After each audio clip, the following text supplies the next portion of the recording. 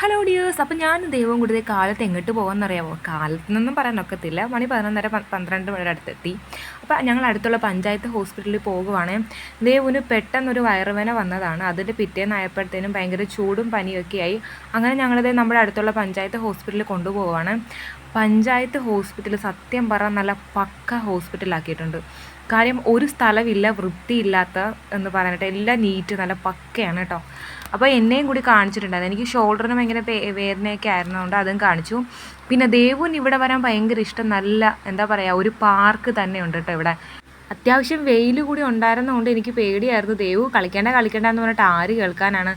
പിന്നെ ഞാൻ ഈ വെയിലെന്ന് പറയുകയല്ല, പെട്ടെന്ന് തന്നെ ഒന്ന് മങ്ങിയിട്ടുണ്ടായിരുന്നു. അപ്പോൾ ദേവു ആ ഒരു തക്കത്തിന് ഓടിച്ചാടി എല്ലാത്തിനകത്തും കയറി കളിക്ക് വരണം.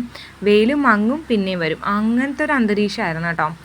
ദേവൂട്ടി ആണെങ്കിലോ കിട്ടിയ അവസരം മാക്സിമം മുതലെടുത്തിട്ടുണ്ട് കേട്ടോ. അതിനകത്തുള്ള ഒരെണ്ണം പോലും വിടാതെ അവൾ എല്ലാത്തിനകത്ത് ഓടിച്ചാടി കയറി നടക്കുമായിരുന്നേ. നല്ല ചൂടും പനിയുമായിട്ട് വാടി തളർന്നു വന്ന ആളാണെന്ന് പറയത്തേ ഇല്ല കേട്ടോ. കാര്യം എന്ന് വെച്ചാൽ ആ ഓട്ടോയിലിരുന്ന് ഇരിപ്പ് കാണണമായിരുന്നു. ഒരുമാതിരി എന്താ പറയുക, വാടിയ ചെടി കണക്ക് ഇങ്ങനെ തളർന്നിരുന്ന ആളാണ് ഇതിനകത്തൊക്കെ കയറി നടക്കുന്നത് കണ്ടോ.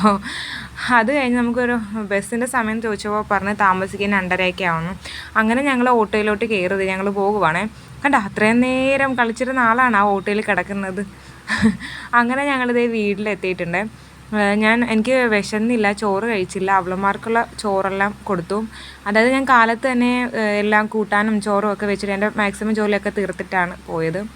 അങ്ങനെ ദേവുന് കഞ്ഞി മതിയെന്ന് പറയുമ്പോൾ വറുത്തമീൻ കഴിക്കണം എന്ന് സമ്മതിക്കണ്ടേ, അങ്ങനെ വറുത്തമീൻ വേണം.